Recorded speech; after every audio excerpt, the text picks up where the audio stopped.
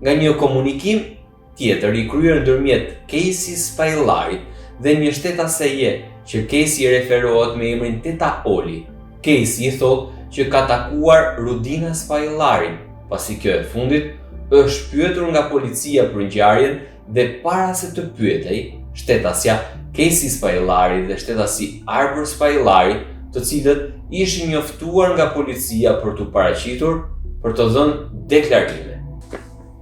Gjatë gjithë bisedës, bashkëbisedueset shfaqin hezitim për t'u shprehur në telefon, duke menduar se biseda mes tyre mund të përgjohet.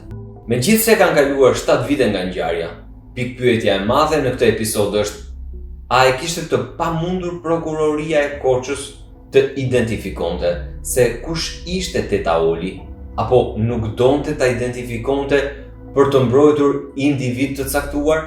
Nëse disqet me audiot janë të ruajtura, është shumë e lehtë të identifikohet se kush është Teta Oli që instrukton Caseyn dhe e mbështet atë.